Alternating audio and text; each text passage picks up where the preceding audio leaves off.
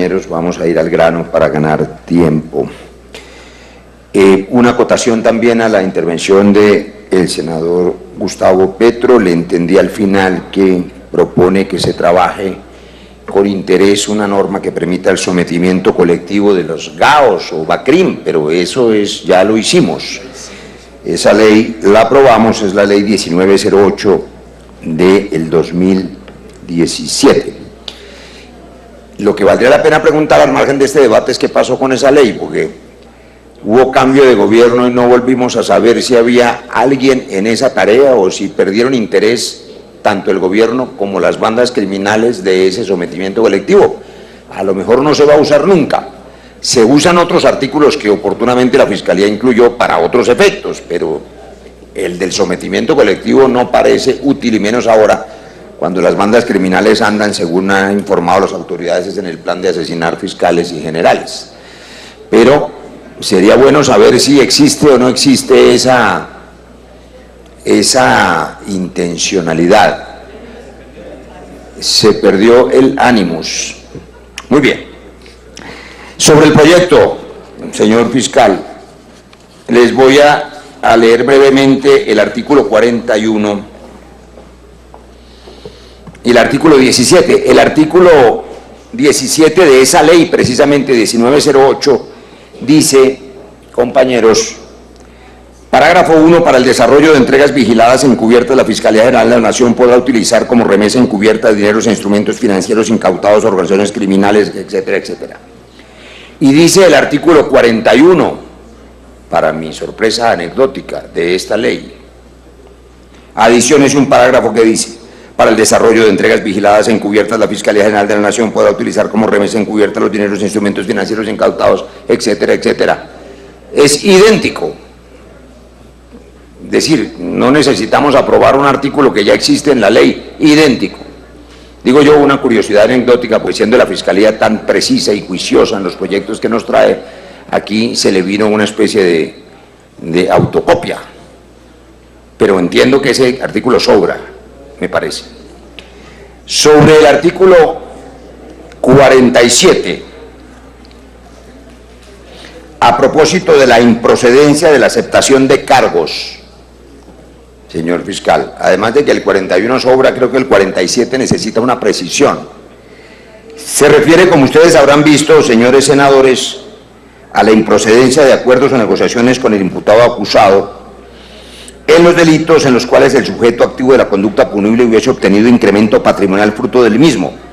No solo no podrá celebrar acuerdo con la Fiscalía, senador Barón, ni tampoco podrá aceptar los cargos formulados, o sea, no puede aceptar los cargos hasta cuando reintegre por lo menos el 50% del valor. Este asunto tiene un problema, y es que puede haber delitos contra la administración pública en que el funcionario no tenga el dinero, o por su torpeza, o por culpa, no por dolo, o inclusive por dolo, pero que beneficia a terceros. Este señor que acepta los cargos no podría aceptarlos porque no tiene los recursos para devolverlos. Yo he radicado una proposición a consideración del señor fiscal que dice: la improcedencia de la aceptación de cargos tendrá lugar cuando el incremento patrimonial sea superior a 150 salarios mínimos legales mensuales vigentes. Poco para verificar que en verdad el abusador de su cargo ha tenido incremento patrimonial él, y que tal incremento tenga esa superioridad a 150 salarios mínimos. Sobre el artículo 10, radiqué otra proposición que dice, a propósito de en todas las condenas por delitos, dice el artículo, en todas las condenas por delitos contra la administración pública o contra la eficacia y recta impartición de justicia, el juez deberá imponer esta pena cuando el ejercicio de profesión, arte, oficio, industria o comercio haya facilitado la conducta punible.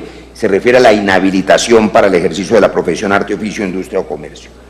Pero existen delitos que son dolosos.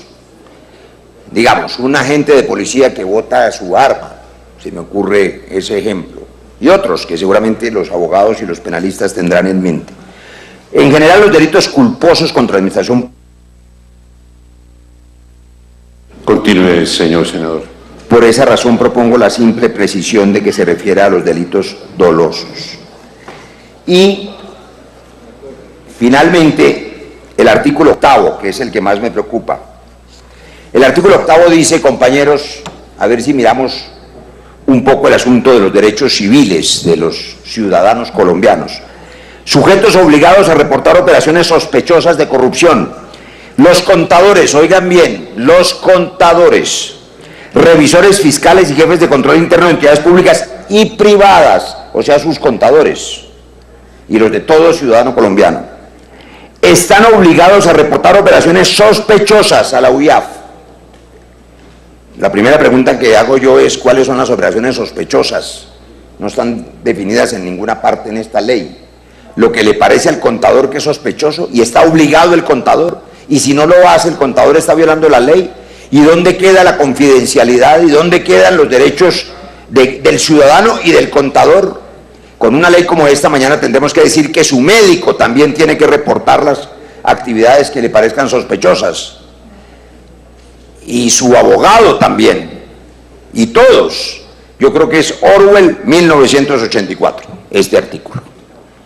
Me parece muy peligroso, pero además, más allá del debate de que en mi opinión va en contra de la confidencialidad y del derecho a la intimidad y del derecho al ejercicio profesional de estos profesionales, el odontólogo, el médico, el contador y el abogado, y más allá de la imprecisión de qué le parece sospechoso a quién, un contador no es un operador judicial para decidir qué es sospechoso.